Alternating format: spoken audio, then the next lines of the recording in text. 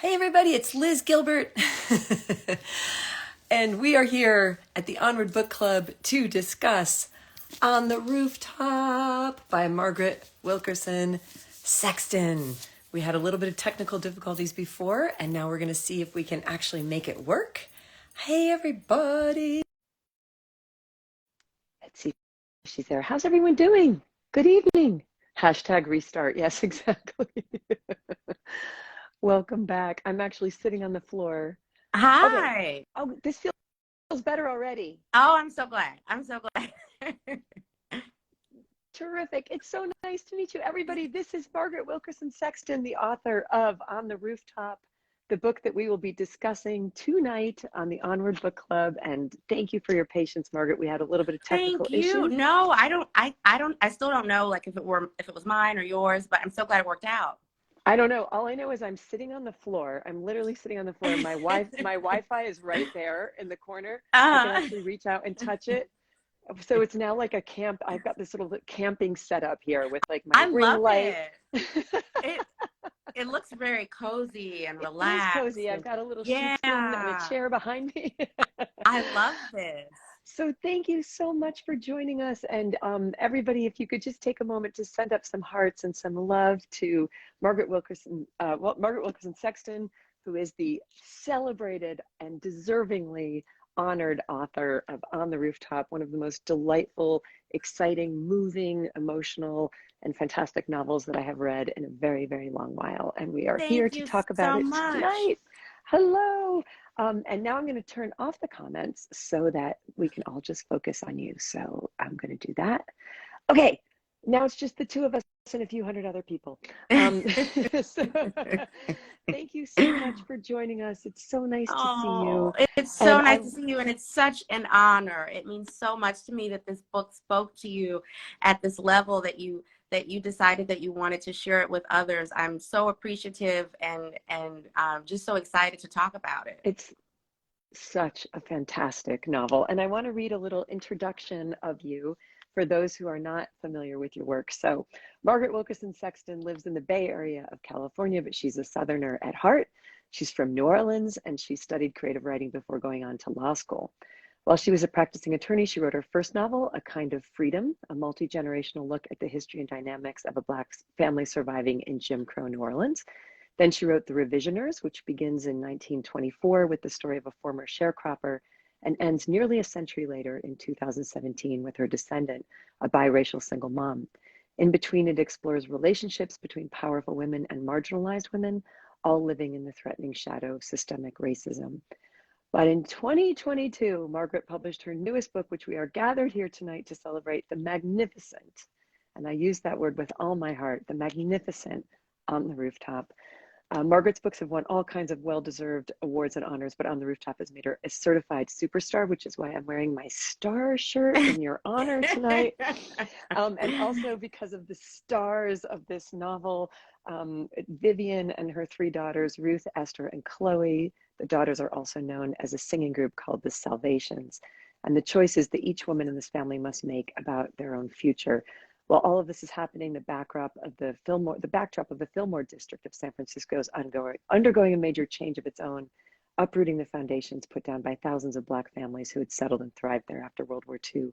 This story is evocative, powerful, fun, heartbreaking, and above all, beautifully, beautifully told by a masterful writer. So I'm thrilled that she is here to celebrate her book with us. Please welcome Margaret Wilkerson Sexton. That is your formal Oh, introduction. thank you. That's a really good introduction. Well, I'm like, I should just record that and move that into my you bio. can That's a very have that. You can have thank that you. one for free. We'll pass that right along. You can use that as much as you want. Um, Thank you. so this is a book that deals with some extremely heavy issues about displacement, anger, betrayal, racism. But the backdrop that you've chosen of jazz era music and dancing, however, is so fun. And that's what I wanted to talk about is this juxtaposition that occurs throughout the novel. Virtually every character in the book is facing some kind of problem or restraint in their life. But whatever they're doing, whether they're setting their hair or listening to Billie Holiday or getting dressed to the nines, there's a buoyancy to the novel. There's a buoyancy to each one of the characters. And I wonder how intentional that was, whether you decided that you wanted to soften the serious edges of the book, or whether you wanted to write a buoyant book with serious themes. How did you end up making those decisions? That's such a good question. So, my first two books were justifiably somber in tone. Yeah, I needed them to be because of the topics they were covering. Um, and with this one, I started writing it during the pandemic. I had just read The Vanishing Half, and I really connected with that book. And I remember thinking about it for a while, like, why was this book such a balm for me during this time of despair across the world? And I thought, I just felt so connected to those characters. Like, I felt like I was making new friends, and almost like, at that time we were all suffering to some degree. And I felt like my suffering was divided in half because I could share it with these characters who are also going through some trials. And so there was that. And there's also, a lot of people don't realize it because apparently it's really subtle. I thought it was so heavy handed, but the book is loosely inspired by Fiddler on the Roof.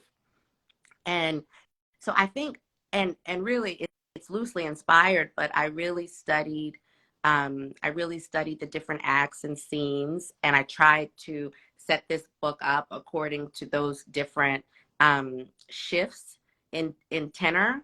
And that play, of course, it's covering tragic material, and this Jewish community is forced to leave their home. However, I think the tone of the play is so musical and so hilarious, and it's an uplifting play, although it covers such heavy material. And I think because I was so inspired by it, and this book is an homage to it, I think it necessarily transferred over to the way I set this up. It's really not necessarily my style. I remember when I started seeing reviews for this book, they were saying things like, it's really joyful. And I was like, what? That's not typically what I'm going for, because I love to talk about race, and I love to especially talk about race by analyzing what happened in the past. Typically some element of slavery will be addressed, and I like to I like to parallel it with the contemporary time. And I think it, in some ways, you see the distinctions between those two periods, and it really hits us how much progress has been made. And in some ways, it really illustrates how little progress has been made in certain areas. So I think I just love using that method to just kind of address where we are now and where we've been, and to also look at the root and the source of how all these things started. And so that my books are typically they're not light. And I don't think this is a Right. light book, because, as you said, it does cover heavy material, but it does seem like it's because of the music, and because the family and the community are the focus as opposed to their problems. It does feel like the reader will leave with a joyful, having had a joyful experience. Yeah, and I'm thinking about that as you're talking about it, where the joy comes from. It's not just the music, it's not just the glittering costumes, it's not just the incredible glamour of the Jazz Age. All of that, is incredibly atmospheric and cinematic. But we all know from watching, from knowing about Billie Holiday's life, that that doesn't necessarily mean joyful, right? And many lives of many performers and singers. I think the joy is the vibrancy and the vividness of the characters, and the tremendous amount of love that is exhibited in this book, Ah. and the sisterhood, and that, I kind of want to start with that because there's so many great characters, but at the center there's a mother, who, very much like the father in Fiddler in the Roof, is a very strong character who cannot control his children. Right. And in this case, it's a woman who has a dream. She's escaped from Jim Crow South. She's come to San Francisco. She's got these daughters who she's a single mother. A widowed mother. Her husband, beloved husband, had died after her third child was born, and she has these ferociously beautiful, talented three daughters, and upon them she has pinned dreams of escape, dreams of a blue Cadillac, dreams of a fur coat, dreams of a better life for all of them.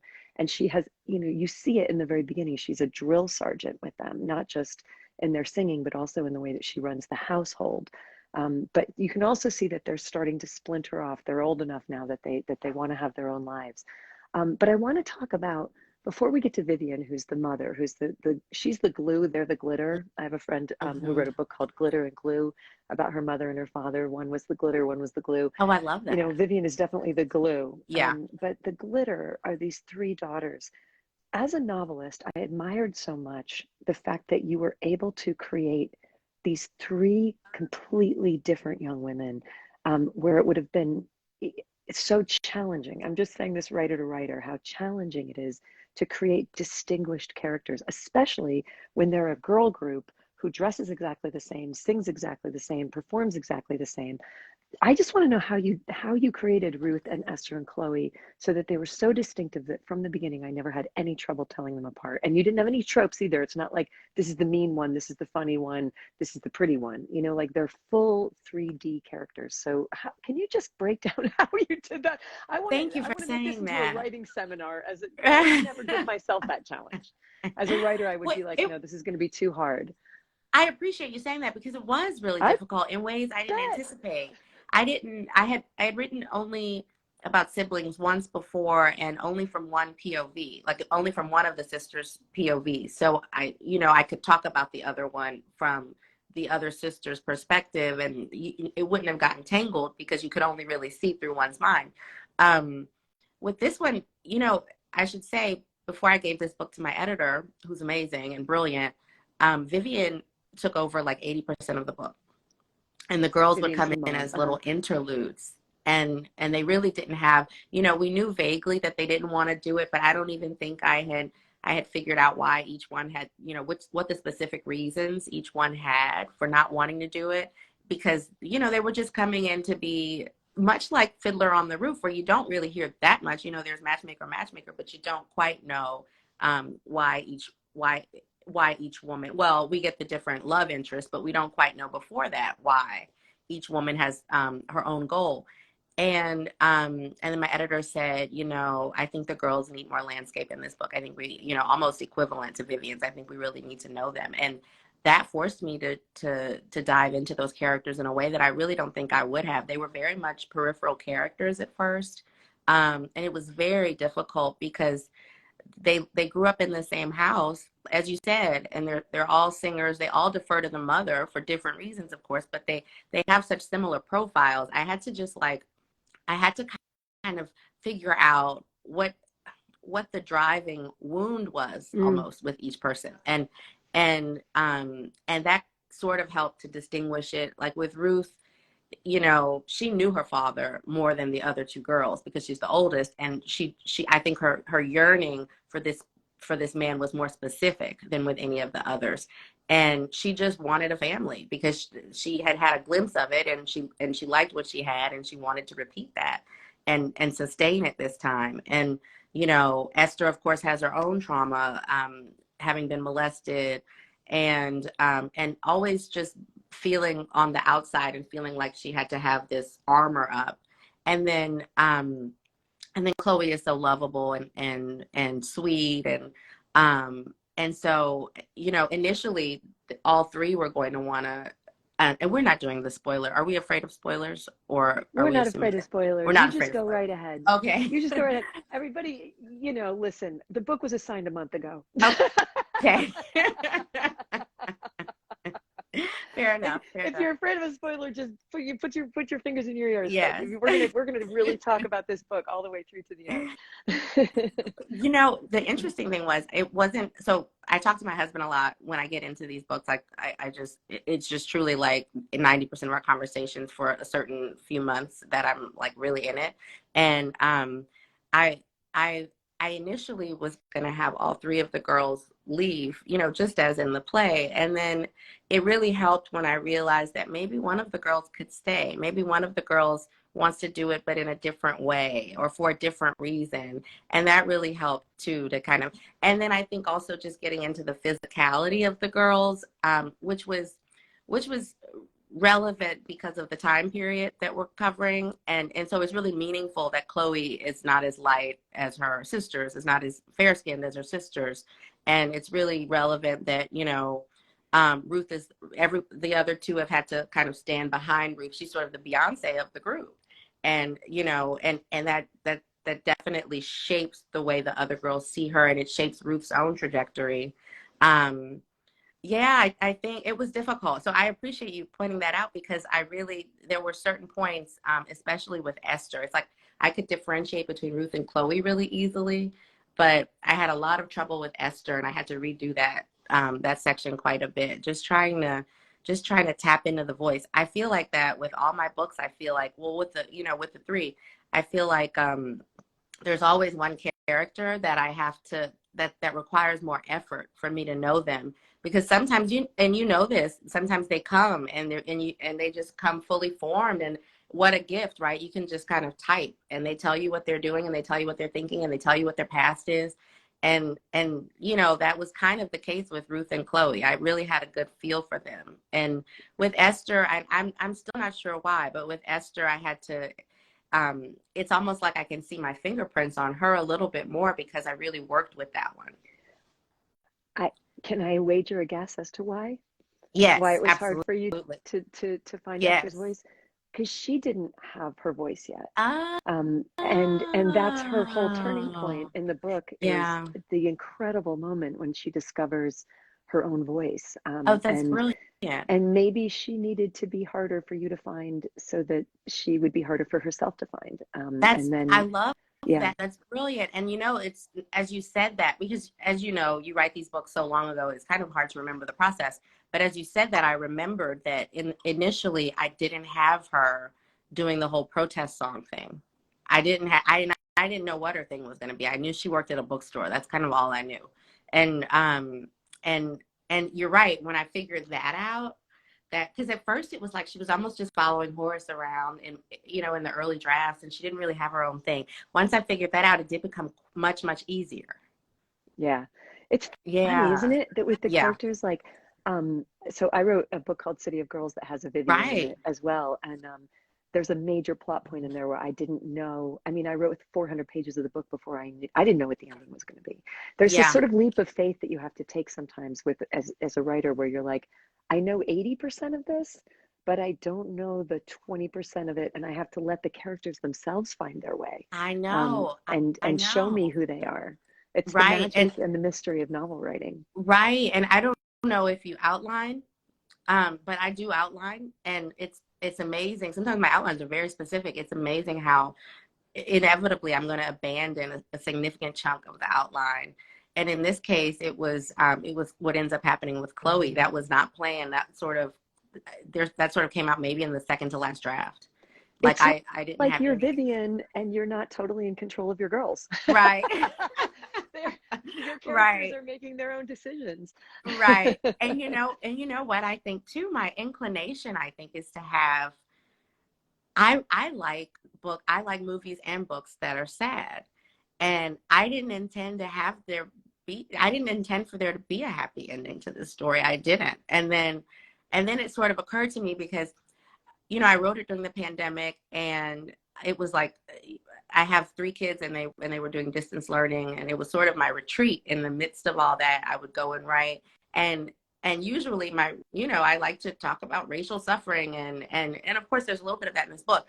Well, there's a lot of it, but with this one I thought, you know, it's the pandemic, we're all so depressed. I wanted to offer myself a break from it, and I wanted to offer Mm, my readers a break from it. Like, I feel like mm, I reached a point where I was like, I want to address these issues, but not bring everyone down in frequency by addressing them. Like, we can talk about it and we can be aware of it, and still not let it, you know, anger us and sadden us to the point where it's broken our spirits. And I felt like with this book, you know, this is the first book I've written with that intention, where I really I wanted it to feel, you know, a little bit higher in terms of mood. And and I think exploring that allowed me to give Chloe an ending that looks like it might be bright. And even the family, you know, we know they'll be together. It's tragic what happens, but But like in Fiddler, you have faith in the community and their enduring and their endurance and their resilience. And this is explaining a lot, because I okay, did have a question about the, I could, the stress and the hardship and how fraught this novel is. For those of you who haven't read it, and even those of you who had, there's, right away, right off the bat, you establish that this is an incredible neighborhood. The first scene is Vivian, who's this sort of the pillar in the center of this family, walking through this neighborhood where she knows everybody and she's talking to everybody. And there's such an intimacy, like an enviable intimacy. I almost felt of like, I want I to live felt in like that that neighborhood, too. and I'm saying, I just felt really self-conscious as I said that, as a white person saying, I want to live in that neighborhood, because that's No, exactly but what happened. Is that, I felt like and that exactly what does writing it. happen. Like Yeah. I felt like if only, and it's hilarious because I don't like people just showing up at my door. But on the other hand, what if we lived in a world where that was still happening? Like that's how I grew up. People just showed up and they walked in, and we were in New Orleans, and now I have to know exactly when my visitors are leaving. If they're coming, I would like it to be less than a week. I'm Less just, than a week. yeah, less than a week. How about, you're lucky if you're staying the night at my house. Okay. Oh, good. That makes me feel so much better. Okay, because I thought maybe I'm being too strict as I get older. Oh Okay, my but God. Up here in New York, we have very different rules about this kind of okay, thing. that makes me feel so much better. I okay, perfect. I thought you were gonna say 2 weeks is ideal for me. No, I will walk my guests to the door. I'm I like, know, okay, this has been great. You must I be tired. know, It's time for you and to it leave. has been great. And let's keep it great by keeping it short. But but but on the other hand, there's a part of me that's like, oh, that's it. Wouldn't it be nice if we still had that camaraderie and that sense of kinship? And I love that she knows everybody and everybody just walks in, and they supported her so much when her husband died. She thinks of them as family, and I love that. I love that everyone has their distinct roles in the community that you can rely on, and I love her sisterhood with her neighbor. It's all just so sweet and tender. And I read this book because I didn't even know that thousands of blacks were moved from their homes, displaced from their homes in the 50s and 60s through an urban renewal program. I actually again was trying to base a book on Fiddler because I was obsessed with that play since I've been obsessed with it since I was a child, and I was looking for other historical displacements targeting blacks, and I ran across this. And one of my Bible during the time when I was writing this was this book called Harlem of the West. And what I loved about that book was that 90% of it is focused on the community at its height.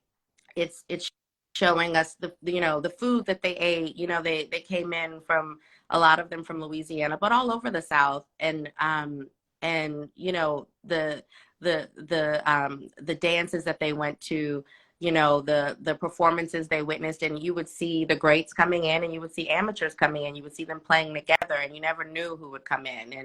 And just the optimism of that period, having left the Deep South and wanting this relative reprieve from racism, and wanting jobs and finding it for a brief time, just the optimism of that. You could really feel that in this book, Harlem of the West. And I think it helped me to shape the kind of book I wanted as well. I wanted to focus on the community when it was whole. And of course, we know what's coming. And we always have to have conflict as writers. We always have to have a conflict. But I think that the strength of the community was, well, what I wanted to do was establish the strength of the community so solidly that even once it's splintered, we have it's sustained in some spiritual way, even though it's no longer there physically. So interesting. There is this sense in the first few pages of the book of, this can't last. This is like Okay. Eden, Yeah. like this is something's going to happen to disturb this idol.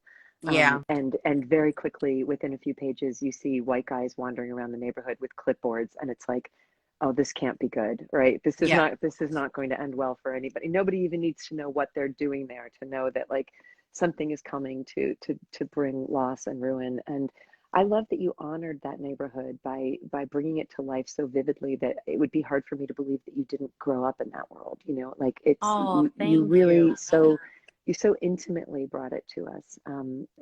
It's really generous and beautiful the way that you did it. I wanted to ask you about Vivian. I'm guessing that she came to your head fully formed because she's such a, I mean, it's right there in her name, vivid, like Oh, I Viva. didn't She's so full even of think about life that. and power.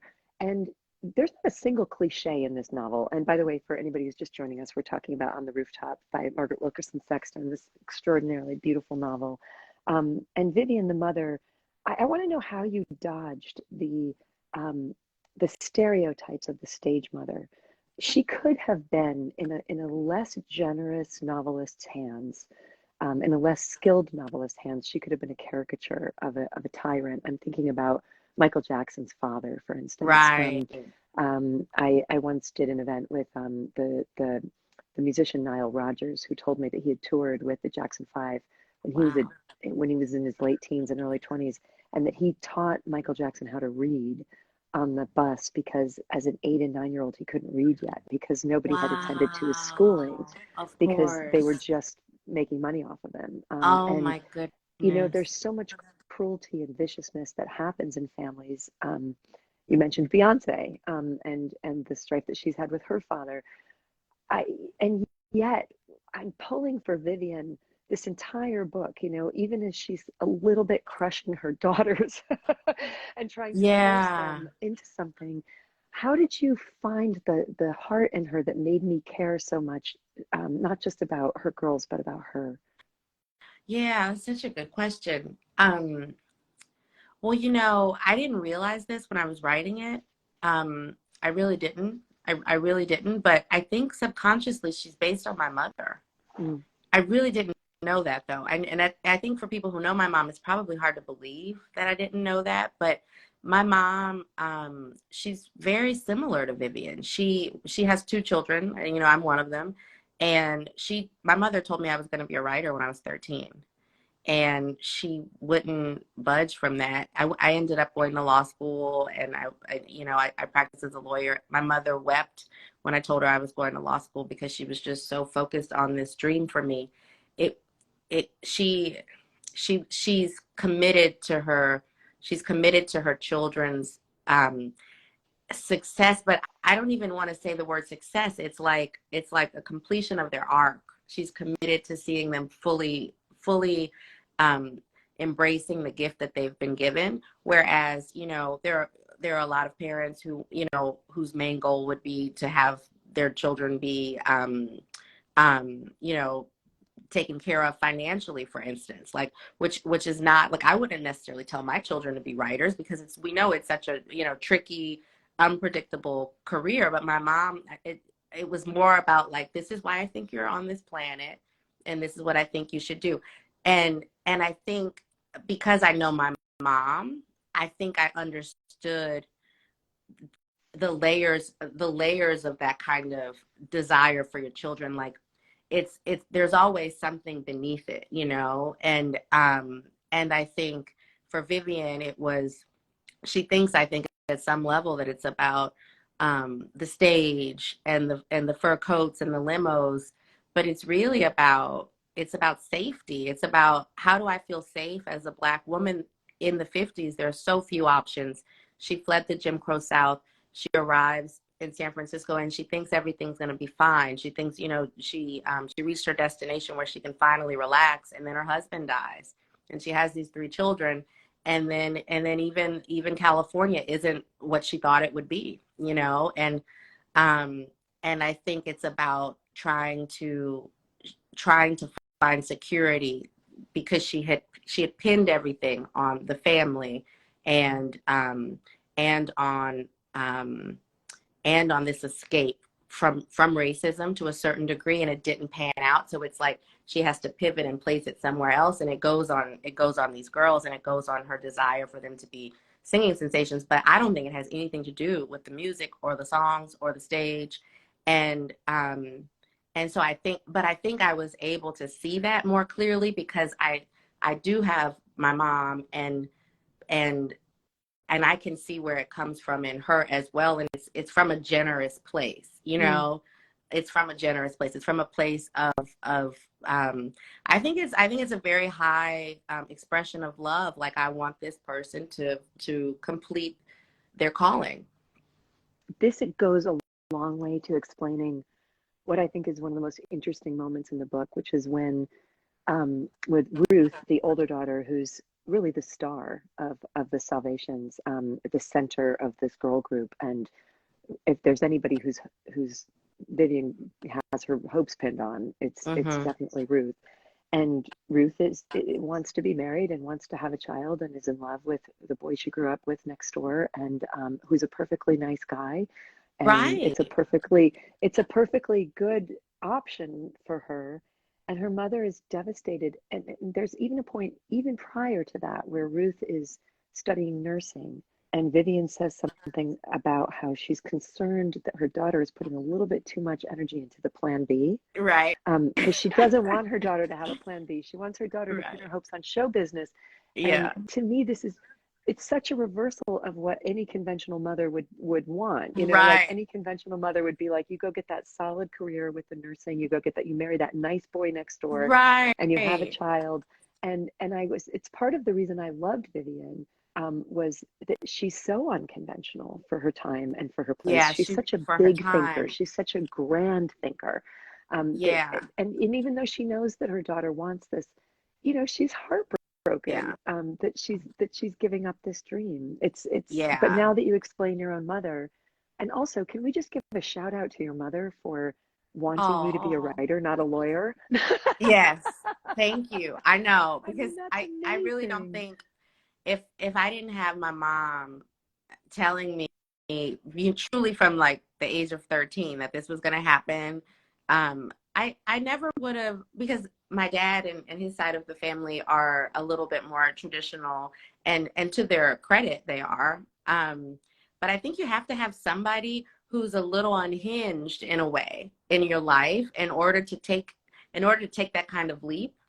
And I never would have even, it just takes so much. I didn't have to have as much personal courage because she had been telling me from such a young age that it was possible, if that makes sense. That's so wonderful. She was holding that courage for you. Yes. Can we hear a little bit about your life? I want to hear about a lot of people who will be listening to this now, and when it goes up on Instagram, are writers or want to be writers or are working on their own projects. So whenever I get a chance to talk to a writer, I always want to talk about craft and how we find our way as writers. Absolutely. And it does appear that you went a different path in your life. I mean, you went and became a whole lawyer, which is, you know, so this whole other life. And then, but at the same time, I'm wondering if you can explain the chronology to us of like, when did the novels come? When did law school finish? When did when were you practicing law? When were you writing? How were you managing those things? And you also have a family of your own and relationship of your own. So if you could speak to that, I think it'd be really helpful to a lot of people who might be listening to this who, you know, like I said, are writing or want to write. Right. And may have Absolutely. whole other lives besides. Absolutely. No, and I love to talk about it. So I did think I would be a writer from the age of 13. I went to this high school where they were just really, I have to credit them too. They treated me like a writer at 14. Before I was one, they treated me like an author. And they let me start this literary magazine, and they let me, instead of taking science my senior year, they let me write a book. And so I took it really seriously, and I was really committed to it. And then I got to college and I majored in creative writing. And I think as I got closer to my senior year and to graduation, I started to think, oh, okay, I didn't have any models for what it would look like. And I just thought, I'm going to need to take care of myself. And I couldn't envision a world in which I could do that through writing. And so I thought, just in case, I'll go to law school. And I went. And I think in the back of my mind, I was thinking I would still continue to write, but I truly, the entire time I was in law school, and even when I was working at the firm, I didn't write for like 5 or 6 years. I just didn't. And I didn't even think about it. It wasn't that I was thinking, oh, I wish I could go home and write. I was really committed to being a lawyer. My mom would call me. I remember I would talk to her on the way home from work. And she would say, well, how's the book going? And I used to get so angry that she kept mentioning it. Like, you got to let that go, lady. That's not happening. I'm a lawyer. and and then well, so the legal recession happened, and a lot of firms were laying people off, and then there were some firms who didn't want to lay people off because they didn't want the stigma of that. So a lot of firms at this time came up with this incentive package, and my firm did as well. And the idea was you could take a year off and pursue your dream. They even called it Dewey Pursuits, and they would pay you a portion of your salary, and you'd go, and they just wanted to pay you to leave. Basically, it was truly just a severance package, just designed in a glittery box. And I didn't. They came out with that like a couple of years before I ended up leaving, but it was always in the back of my mind. But I really was like, I want to be a lawyer. Like, I studied, I did all this, and I want to just complete this path. And it's just reading and writing, so it wasn't boring or anything. And then it's funny how this works. I think it was ordained probably, but I was working with someone, a partner who it wasn't a great fit, and pretty much a caricature of what you would expect at a law firm. And slowly it just started to eat at me. And it wasn't that I left to be a writer. I didn't know what I was going to do, but I took the package and I left. I actually was thinking about going to back to school to get a master's in psychology. And I remember my dad said, why don't you just write? You don't have to go back to school to write. You can just do that at home and see how you like it. Yes, Dad. Yeah. I'm telling people this all the time. No writing degree over here. Oh, none. You don't need it. Oh, that makes me feel so much better. Okay, that's wonderful to hear. And so I thought that was good advice. I had just gotten out of school, basically. I was like, okay, let me just try that, and I did try it.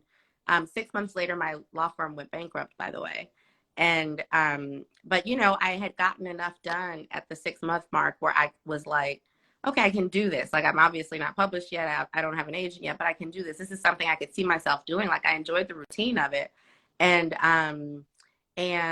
I thought, I'll start this book. I had started the book actually a year after college. I went to the Dominican Republic and started the book. I went back to that book right after I left the law firm. This is in 2012. And I thought, okay, by the end of the year, I'll have an agent, and then I'll get the publisher, and that'll be that. And of course, it did not happen that way.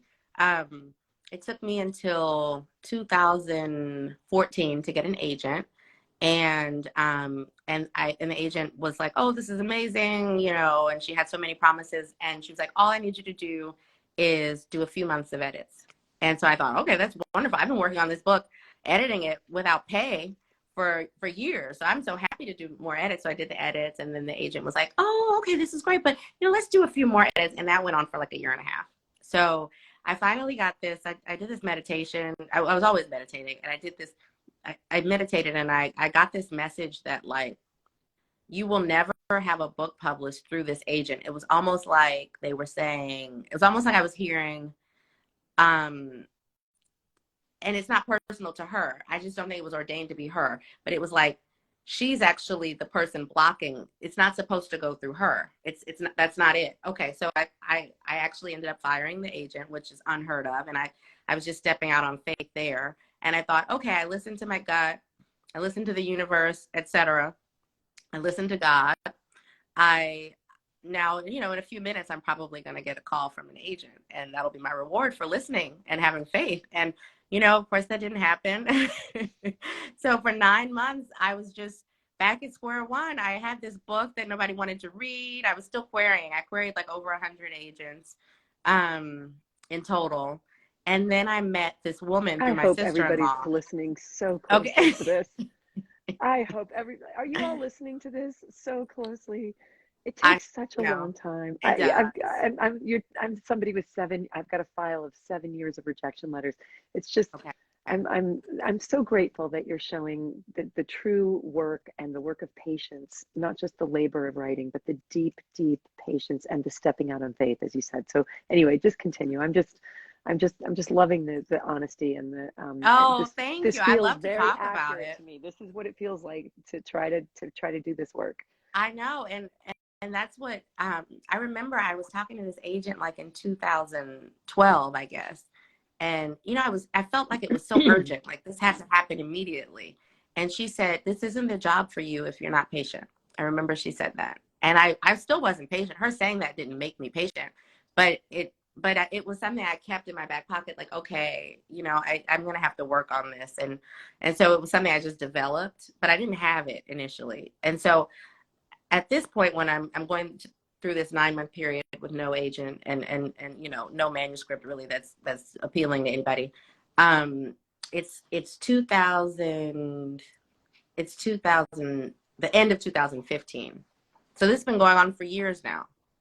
So so I through my sister-in-law, I meet this editor, and because she used to work for this editor and his wife, and I go out to lunch with them. I actually was like really resistant about it for some reason at first, and then I ended up going out to lunch with them, and they asked me about my book, and they're just making conversation. They don't have any intention of publishing this book or anything like that. They're just making conversation and being polite. And I tell them about the book. I tell them it's set in the Dominican Republic, and then as soon as I say Dominican Republic, my roommate from the Dominican Republic walks in the door of the restaurant. And I hadn't seen her in 10 years. At least if you had asked me where she lived, I would have told you maybe she lived in Florida. I knew her mother lived in Florida, or her father. I hadn't talked to her. It was the oddest thing. And I don't really believe in coincidences. So I knew there was something meaningful about that lunch. And, you know, nothing happened. We had lunch and I left, and that was it. So I was like, but I was thinking, you know, there has to be something that's going to come from this. And then the wife of the editor, who's a writer as well, she emailed me and she said she was doing this year-long narrative project. And the idea would be that people would send her, you know, you would send her an idea for a book. And then every month you would send her, you know, 20 pages, and she would just help guide you in the process as you're writing this book. And I thought, well, that's not for me because I've already written my book. I was so committed to that first book, you know. I was like, well, I just have to focus on this. This is my real book. And then I thought about it for a few days, and I thought, you know what? You don't really have anything going on. Like, nobody wants to read this manuscript you're clinging to, and you don't have an agent. And I had always in the back of my mind had this idea for a book about 3 generations of a New Orleans family. But it was something I was thinking I would write as a second book. And I almost didn't take it seriously because it seemed like such an easy book for me. It was like, you know, I talked about these gifts that you get before. And I know you know this too. Like, the whole book came to me. And how often does that happen? The whole book, I saw the beginning, I saw the end. And so I thought, well, all right, I'll just do that little project with Jane. And on the side, though, what I'll really be doing is my first book, and I'll be polishing that because that's going to get published. And so I started. In the meantime, God's like, I know, right? Okay, Margaret, you just keep doing your plan. It's so funny. Glad you got this all organized. Right. Exactly. I'm glad you're in control here. And so I started sending her material, and you know how, well, I don't know, I'll just say I've been doing this for free for years. So I was like, if anybody's going to be reading, I want to send them 50 pages a month, not 20. I was just so focused on this. And so I would send her all these pages, and she wrote back after like a couple months, and she said, you know, this is really good. Like, when you finish this, I want to give it to my husband, and who at the time was an editor at Counterpoint. And so I finished it very quickly because I wanted this publisher to read it. And next, you know, day, thing, here you go.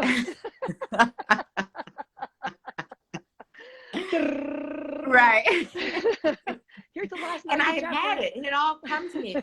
And you know, the crazy thing is, I had spent 10 years on and off working on that other book that never got published. To this day, has never got published. This book, A Kind of Freedom, I wrote in 6 months. I gave it to her. She gave it to her husband.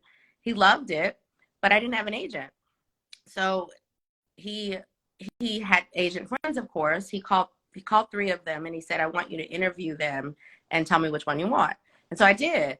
and I picked one, and that's currently my agent now. We have a great relationship, and so the book was published with that agent and with Jack at Counterpoint. And but it took, I mean, it first of all, I always say I had the luxury of doing that because, of course, my husband was working, and so I had the luxury of doing that, of being able to write without getting paid for years. And but another thing I always say is that my dad, I don't know how he knew this because he's not a writer or anything like that, but he used to say, I would call him and I would just be like, you know what, and I was always looking for legal jobs. I was always online, like, just like, this isn't going to work. I need to just go back to work. But my dad used to say, if you're not getting rejected, you're not on your way to being published. If you're going to get published, you're going to have to get rejected. Yeah. He used to say that. He Wow. said, everybody says that. He's like, if you read about people's journeys, everybody says that it's going to be a lot of rejection. So you just have to get comfortable with that. And he said it was like a landmark. Like, you pass a rejection, that means you're getting closer. You pass another rejection, you're getting closer, and that helped a lot. And it helped a lot, like, choosing people that I talked about it with. That was very important. I only talked to maybe 5 or 6 people about it in a serious way, and they were all very supportive, and they were as committed to the dream for me as I was. And so I didn't talk to anybody who would have said, oh yeah, you should get a legal job, you should go back. I didn't talk to people like that. And so, I was kind of just getting a lot of confirmations, even though there was nothing happening. I was still getting a lot of support and encouragement. And so that helped too, I think, having that tribe. And they're not writers. Those people were not writers. That probably helped. They were just, Better some of them were still. lawyers. Yeah. Yeah. Better still. Then there's not even the Yeah. slightest hint of any kind Yeah. of competitiveness. That's So right. it's not just that you had patience, and it's not just that you had supportive people around you, and it's not just that you had talent. Um, you also had the courage and the faith to hear an internal voice and follow it. I mean, what I hear in that story is I hear the word ordained used a couple times by you already in this conversation, and I hear, you know, my friend Martha Beck talks about this a lot, about how she says that there are 4 kinds of women in the world. I don't know if you've ever heard Oh, her discuss those, but she said there are women who choose career over family and they okay. feel conflicted about it. There are Okay. women who choose family over career and they feel conflicted about it. Okay. There are women who choose family and career and they feel really conflicted about it. And then Okay. the fourth category is what she calls the mystics. And the mystics are people who are following some internal navigational system that only they can hear. And so Oh it my doesn't God. really matter. They don't fit into any of the other categories. They may have a family, they may not. They may have a career, they may not. But they're being directed by an actual voice. Yeah.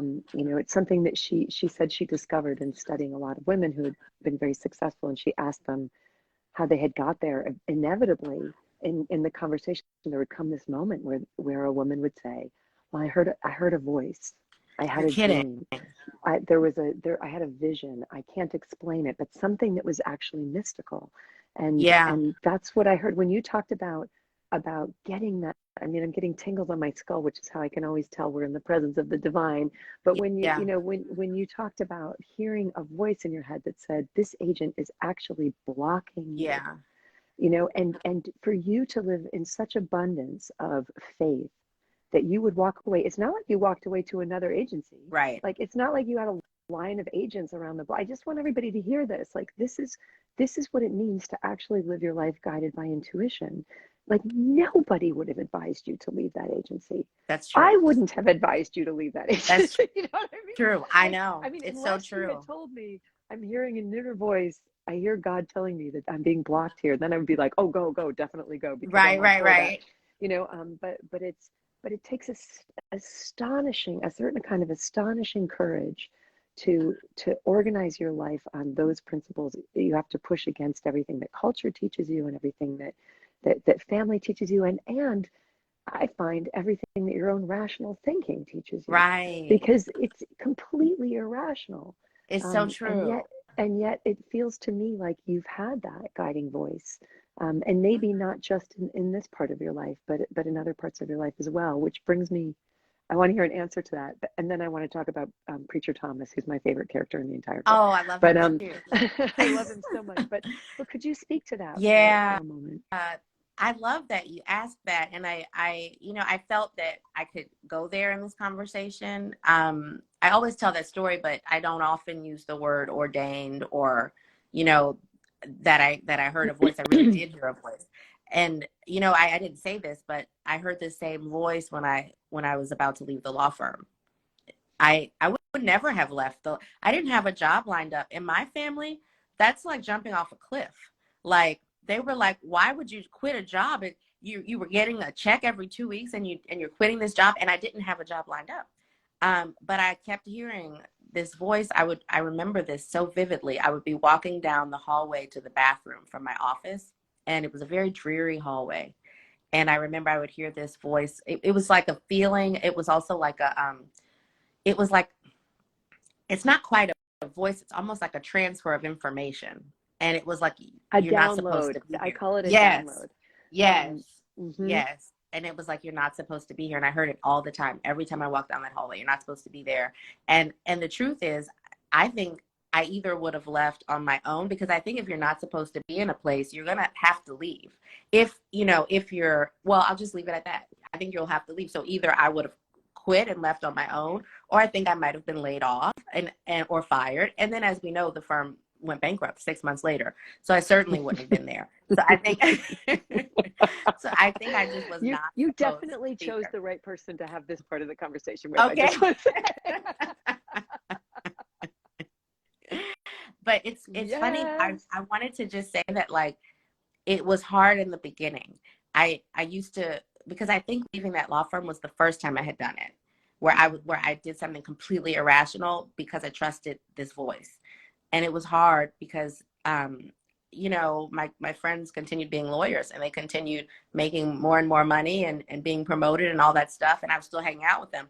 And it was difficult. I kept thinking I made the wrong decision. I made the wrong decision. I was thinking it like every day. And then with the agent, it became a little bit easier to leave, because I was just, I guess I got into the habit of trusting that voice. The muscle and now it's to the getting point. developed. Yes. And now it's to the point. I recently had to make a decision for my son. And I told my husband, it's the same thing that happened with the law firm and everything else. Like, we have to make this decision. It's very clear to me. And he just listens now, because it always works out when I listen. And I think, yeah.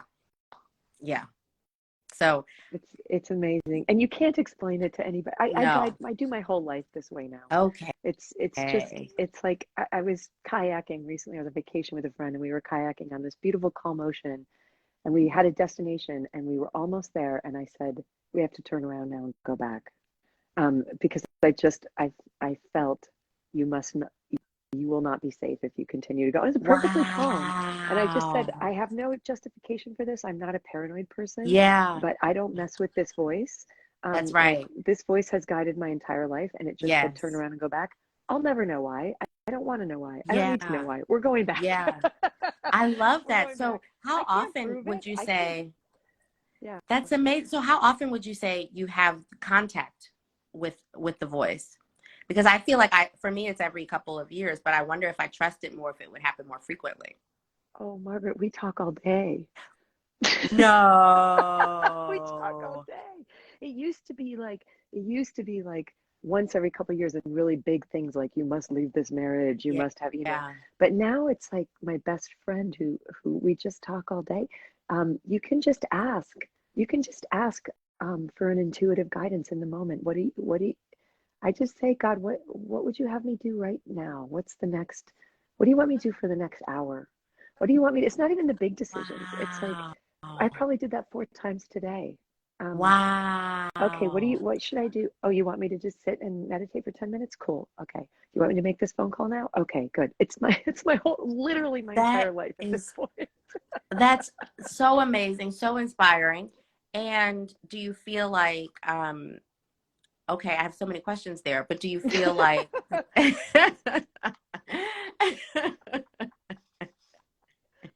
Please read the book On the Rooftop by Margaret Wilkerson Sexton. I know we're getting off track, but I also want to promote your book. It's such a good book. Okay, but let's go back to talking about intuitive guidance. Thank you so much. But this is so interesting. So, because I don't feel like I can have these conversations often. So do you feel like the trust must have deepened over time? You've had so many successful interactions with the voice that now you trust it. And is it the same voice every time? Yeah. Okay. It's the same voice every time. And I used to think of it as this sort of booming, distant, esoteric mystery. And now I think of it as the most intimate, warm, friendly thing in the entire world. And sometimes that voice says to me, remember when you used to think that I was hard to access? Wow. Remember when you used to think that I was a mystery and now you just know that I'm. Remember when you traveled all over the world, like when you went to India looking for me, when you went here looking for me, when you read these books looking for me? And like, and sometimes I feel God just be like, lol, I was literally here the entire time. That's incredible. Literally all you had to do was ask me what to do next and I would tell you. You know, that like is it's just, I'm incredible. literally right here. I'm right. literally, it's like, it's just so simple now. It used to be this big production, but now it's like just this it's the simplest relationship in my life. Wow. And now I am going to bring it back to your book, even though this is my favorite thing to talk about, but also this is a continuation of what we're talking about. There's a character in your book who's not even a major character, who is this quiet presence named Preacher Thomas, who shows up at the beginning of the book almost as an object of fun. He's a little bit made fun of by the daughters. He's obviously got a crush on Vivian, the mother. He's a widower. He's a good man. Maybe he talks a little too much. Maybe he preaches a little too long over grace instead of just diving into the food. But he's sweet. You know, like you don't get a sense that he's going to become this anchoring character. Interesting. In my mind, I didn't. No, I felt like he was very peripheral. And then he just very quietly moves closer and closer and more subtly moves closer and closer to Vivian, who is the center of the book and the mother. And you see that he's really a pillar of her life. And then you devote the longest speech in the entire book, which is almost, I want to say it's almost 10 pages long, which is a sermon that he gives at church. And it's literally right in the middle of the book, you can see. So to me, it's kind of like the whole story hinges on it. And it is such a beautiful, it brought tears to my eyes. It is such a beautiful sermon. There's so much wisdom and grace in this sermon. I love this piece of writing more than anything else in this book, and I love everything in this book. But there's this part, if I could just read it, where the preacher is talking about how you can go to God and you can get on your knees and you can pray. And you said it's one thing to beg it of him, even to praise him once it's done. But sometimes it's not in his plan to salvage you. You ever notice that, church? That sometimes it's not in his plan to set you free just yet. Sometimes there's something, it's going to make me cry. Sometimes there's something you need to see on your own to free yourself. And he's waiting for you to hit on it. And that surrender, that faith in his plan and his comfort over my own, that's where I'm a follower. Whew.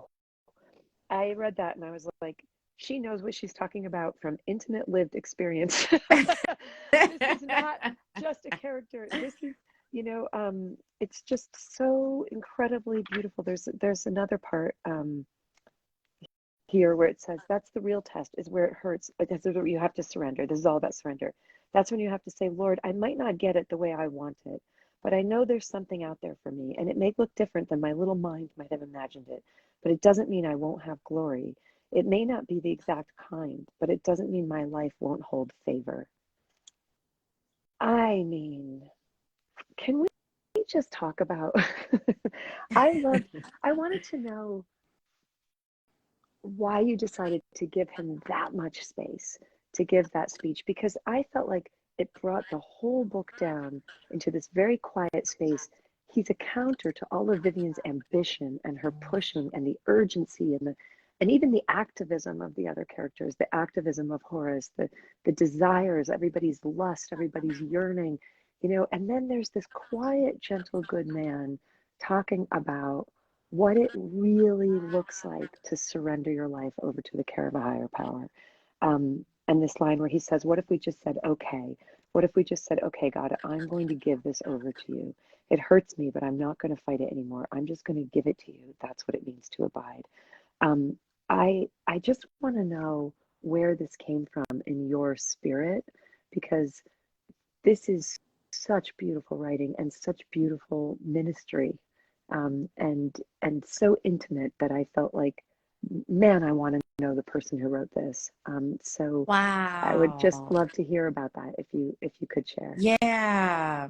Um, I well, I'll say I listen to sermons all day, and my poor children have to I'm listen to like, them with me in the car. I knew it. I'm like, this woman knows God. She's not reporting on this. There's a lot of research in this book, but this is coming from some other place. So okay, thank you. Yeah, well, thank If you. you're I mean, comfortable I do talking I about do it. listen to sermons, and um you know, it's interesting. I remember when I wrote this book, I remember what I was going through, and I think I was writing that sermon to myself. I think I was, because I mean, I knew I wanted to give him a sermon. I was trying to figure out, this is just logistically like craft stuff. I was trying to figure out how to have, you know, the dream in Fiddler, when Tevye has to make up the fact that he had this dream so that he can explain why he changed his mind about Ruth, about Seidel marrying Laser Wolf. So I was trying to figure out a parallel for that, and so I needed Preacher to have this sermon that would somehow make Mr. Franklin okay with the fact that he lost this person he was supposed to be managing. So that logistically, I knew we would have a sermon, um, and I wanted a sermon that I felt was like the you know, if you could summarize the thesis of the book in that sermon, I wanted it to be that, you know, like you said, counter to everything Vivian is feeling at the time, but where we want her to land. So there was that. And then I was definitely writing that sermon to myself. I know that. I remember what I was going through and what I was trying to absorb about God and about my relationship with God and about the pain I was going through at that time. And it's so funny because so I wrote it as a way to, it was a balm for me. And then, you know, you write and then you move on to the next section. And I didn't see it for some time. And then I went back and read that sermon, and I didn't remember writing it, you know. And so I went back and read it later, and I actually responded to it as if I was listening to a sermon from another independent preacher. It was like I forgot I had written it. So I was like, "Oh my gosh, that's so true about God." Like it was like I was in the congregation. And I was like, "Oh, that's such a good point. That is how we trust him." and but I know but I know when I wrote it, I was just I'm trying to figure out how to say this in a more precise way. It was like I was trying to take myself to a higher level of understanding. I was not there yet when I wrote it. I was writing it as if I were there, trying to Mm, accelerate my own growth, if that makes sense. wow. Okay. Almost like writing it from a future Yes. wiser, older, calmer, Yes. more anchored self toward your younger self, Yes. Because I toward your knew present self. everything Yeah, that he said. I knew everything that Preacher Thomas said. I knew all of that, but I couldn't access it in the situation I was in. right, And so I think it was easier from writing it about it from a different character's perspective. It's like I could right, access it, right. and it did help me at that time. I remember that it helped me. Well, I think it was something that was channeling through you too, in that Yes. that feels like very, it moved me so much. And I loved it. I don't mind sharing, I've talked about it already, that I'm in 12-step recovery, where so much of our getting well is about surrender, Right. and also about doing without knowing, which is also about stepping out on faith, like giving up control. I mean, so much of this novel is about Vivian first what happens to us in life, I think, is that control is wrested out of our hands, and the ground falls. And every single character of this book has the ground fall out from beneath their feet. Their whole neighborhood is pulled out from underneath That's their right. feet. Their whole lives are being destroyed. They've already come from other places in the country where their lives had been destroyed and there had been no ground. And again and again and again, the ground is pulled away. And hope, which is another theme of this book, and when things are sliding out of control, Vivian says, I just don't know what I'm going to do with all my hope, right? She had all her hope pinned on this thing, and nothing turns out the way that she wants it to, and yet she lands in grace and in surrender. I don't want to give away the ending, but I'll say that it made me cry, because I recognized it as capital Oh, T truth. yeah. There's a big difference between talking about and preaching surrender and actually surrendering, and then the incredible grace and the release that comes with that. So just it's so moving what Thank you've you so created. much. And I'm so glad you said that because the sermon is my favorite part of the book as well. Is it? And Oh, I love it absolutely. so And it's the much. part I never had to edit it. It just, as you said, I think it was channeled. And even when you just read it, I don't remember, it's been so long since I wrote, I don't remember writing that. But I'm like, oh, You didn't write it. that's You a just great took point. dictation. Right. I feel like there are times when we write and there are times when we take dictation. And That's right. that to That's me, I right. felt like, okay, that was a day where Yeah. she was being spoken through for real. And I love that Yeah. I didn't expect that. I didn't expect to find that hidden in the direct center of a book that I thought I knew from the first pages what the vibe of this book was going to be. And it took a very different direction, and it became so soulful, like truly soulful. Oh, I'm So so glad to that's hear that because that's why I truly loved what it I so was much. trying to do. I'm Well, so you glad did to it. hear that. You did Thank it. you. Thank Thank you you. so much. And I want to kind of talk to you forever, but I also want to be I respectful of know. your time. So I'm just going to close by just thanking you from the heart for stepping out on faith, for doing without knowing, for having the patience and the perseverance to follow the dream. I want to thank your mom for telling you when you were 13 years old that you were a writer. I want to thank your dad for telling you that if you're not getting rejected, it means you're not getting any closer to your goal. Yeah. I got so much out of this conversation, and I know that the people listening, I can see by the hearts that the people listening to it also did as well. And in many ways, this is a book about women finding their voices in a world that is not open to women, especially women of color, having voices, and especially in that era. And every single one of the women in this book finds and discovers her true voice, not the one her mother had set out for her, not the one her culture had set out for her, not the one her neighborhood had planned for her, but her very own. And there's a point where Vivian says to her daughters, it's going to make me cry because it's so beautiful. Your book is so beautiful. I loved it so much. But she says, Thank rest your you. voice now. That's your power. Rest your voice now. That's your power. And it's a moment that brought chills up my spine and tears. And at the end, there's a point where Preacher Thomas says to the girls, let their voices be a testament to the gift you put inside us.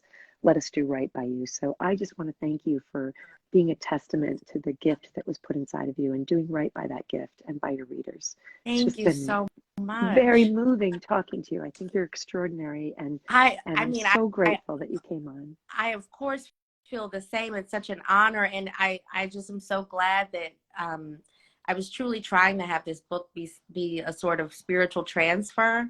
For the first time, I wanted that with this book, and I'm just so grateful that you saw that, and I just feel so seen as a person and as a writer by this conversation. It's been wonderful. Wonderful for me too, and for all of us. Thank you, and just keep going. Keep listening to that voice. It will Thank you. obviously will not and cannot steer you wrong. That's And right. everybody, if you haven't read it yet, please pick up On the Rooftop by Margaret Wilkerson Sexton. It's been such an honor and a joy. Thank you for coming on the Onward Book Club. We all love you. Thank you so much. It's been such a joy as well. Okay, and I'm sure we'll be in touch. I hope so. Take Okay. care. Bye. Thanks. Bye bye.